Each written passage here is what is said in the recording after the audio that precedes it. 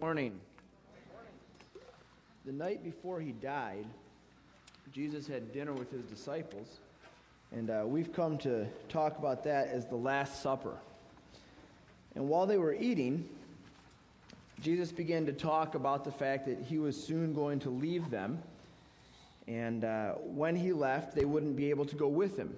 And so he said, when I go away, and when I leave, I have a command for you. I have a new command I want you to remember, and it's this. I want you to love each other, to love one another the way that I've loved you. And then he followed that up by saying, all men will know that you're my followers, that you're my disciples, by your love for each other. What Jesus was saying is, when I'm gone, the identifying mark of those who follow me will be their love for each other. Jesus put a really big emphasis on the way we love each other. He followed that up a little bit later in the evening, and this is in John 15, by continuing to talk about our relationship with each other. For the past several weeks, we've been talking about living the fruitful life, what it means to live our lives in such a way that we produce fruit, that the results of our actions are the kind of results that Jesus would want us to have. And John 15 is probably the clearest place in the Bible where Jesus talks about the fruitful life. You're probably familiar with the passage. It says, I am the vine and you are the branches, and if you don't remain in me, you won't bear fruit. Listen to what he says in John 15:4.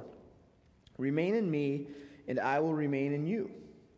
No branch can bear fruit by itself. It must remain in the vine.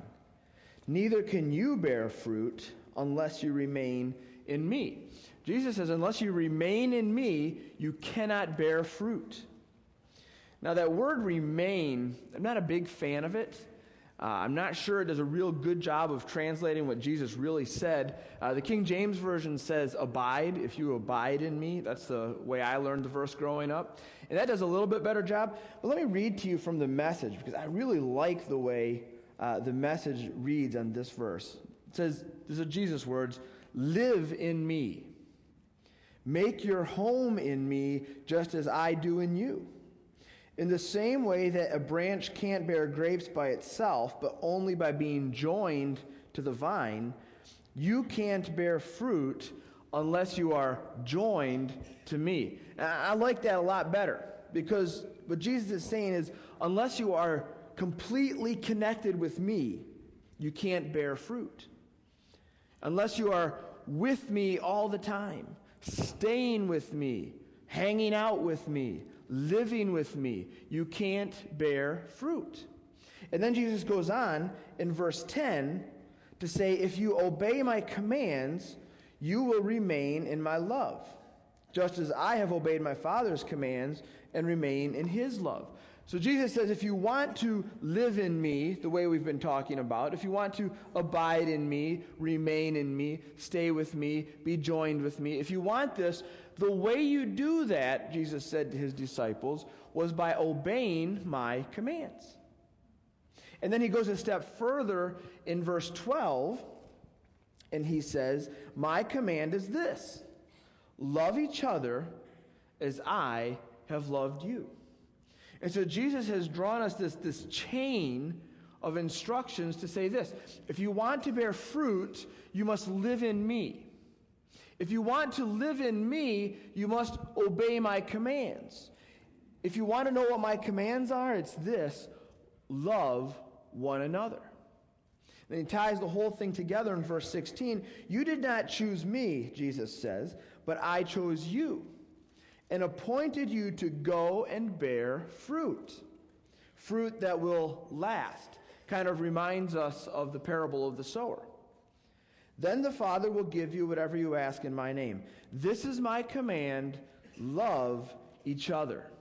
You can see that as this evening is going on and Jesus and the disciples are having this Last Supper together, how many times Jesus comes back to this theme, love each other.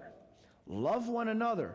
As I have loved you, love one another. Over and over again, Jesus says, love one another. You see, the truth that Jesus was pointing out to his disciples is that our relationship with Jesus is inseparably tied to our relationship with each other.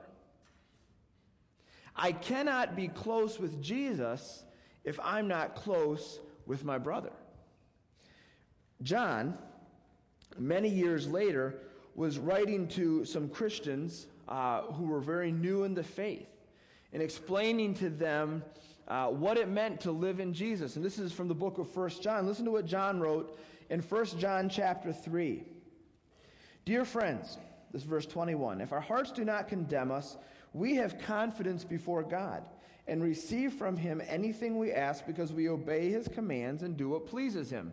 This sounds a lot like John 15. And this is his command, to believe in the name of his Son, Jesus Christ, and to love one another as he commanded us. And then later in 1 John chapter 4, John writes in verse 20, if anyone's, oh, by the way, this is a really important one, so listen close. The whole Bible is important. This is really important. If anyone says, I love God, yet hates his brother, he is a liar. For anyone who does not love his brother whom he has seen cannot love God whom he has not seen. And he has given us this command, whoever loves God must also love his brother. Our relationship with God, our relationship with Jesus, our relationship with the Holy Spirit, and thereby our ability to grow spiritually, to live the fruitful life, all of that is completely connected to whether or not we love one another.